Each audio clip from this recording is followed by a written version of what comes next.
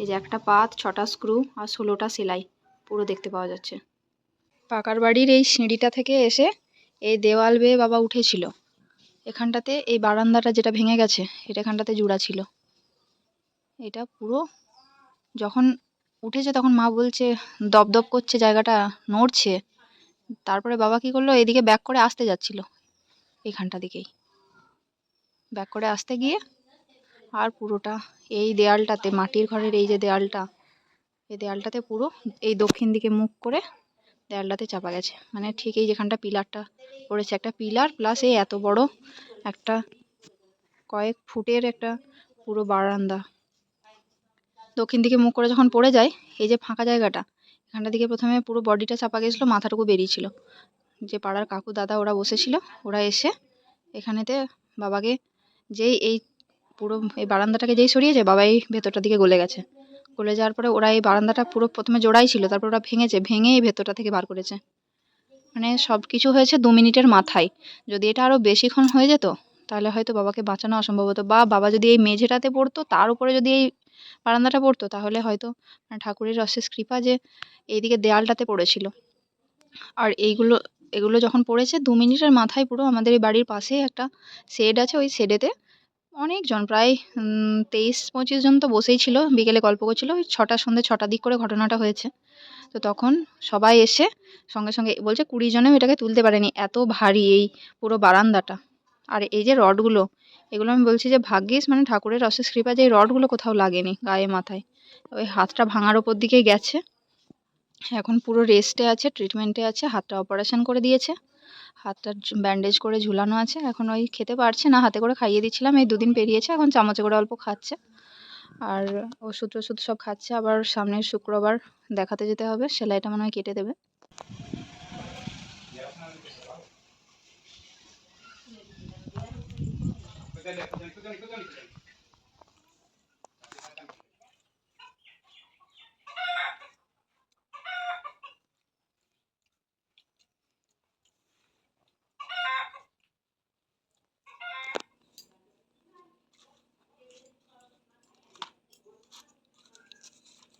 এটা ECG report রাত্রিবেলাতেই করে দিয়েছিল। এগুলো কি কি অ্যাডভাইস করেছে ডিসচার্জের সময়, কি কি ট্যাবলেট দিয়েছে লেখা আছে। ডাক্তারবাবু doctor Abhishek Chattopadhyay, MS orthopaedics. কি কি হয়েছে, fracture shaft of right radius middle 1/3।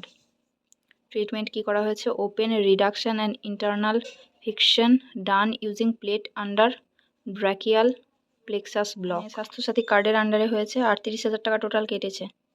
আর কি কি দিয়েছে এখানে, package name, locking compression plate, একটা স্ক্রু আছে সলিড অ্যান্ড ক্যানিউলেটেড একটা, আর স্ক্রু কর্টিক্যাল এটা আছে 5টা। এগুলো ডাক্তারের সাইন আছে।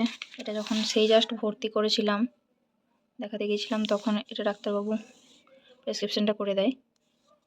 তখন কি রেফার করে, অ্যাডভাইস করে না অ্যাডমিশন করতে হবে। The patient requires urgent surgery to prevent complications like malunion লিখে দিয়েছিল।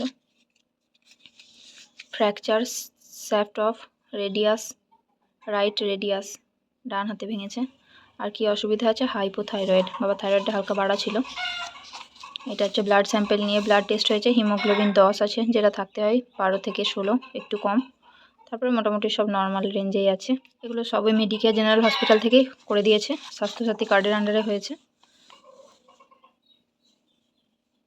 এগুলো ব্লাড স্যাম্পেল নিয়েছিল, সঙ্গে সঙ্গে ইসিজি করে ব্লাড স্যাম্পেল নিয়ে ওটি করে দিয়েছিল। Report on examination of blood for prothrombin time test, কারণ অপারেশনের আগে এগুলো তো দরকার বটে। আর এগুলো হচ্ছে এক্স রে প্লেট। প্রথমে যখন নিয়ে গিয়েছিলাম তখন এক্স রে প্লেটটা জাস্ট এরকম, এই যে পুরো হাড়টা ভেঙে গেছে, রেডিয়াস আলনা দুটো হাড়ের মধ্যে যে রেডিয়াসটা ভেঙে গেছে পুরো দেখা যাচ্ছে। এই যে দুটো ভাবে ছবিটা তোলা হয়েছে। তারপরে যখন সার্জারি হয়ে যায়, তারপর এই ছবিটাতে এই যে একটা পাত, 6টা স্ক্রু আর 16টা সেলাই পুরো দেখতে পাওয়া যাচ্ছে। এই যে দুইভাবে ছবিটা এক্স-রেটা করানো। এটা অপারেশনটা হয় 25 তারিখ রাত্রি 10টার সময়, আর এটা 26 তারিখ সকাল 9টার সময় এক্স-রেটা করা হয়েছে, যে প্লেটিংটা ঠিকঠাক আছে কিনা, জয়েন্টটা ঠিকঠাক হয়েছে কিনা এটা দেখার জন্য। তো ডাক্তারবাবু দেখে বললেন জয়েন্ট খুব ভালো হয়েছে আপাতত, মানে দেখে বোঝা যাচ্ছে এক্স-রে দেখে। 16টা সেলাই আছে, 6টা স্ক্রু আছে। এটা হচ্ছে রিপোর্ট, এক্স-রে রিপোর্ট।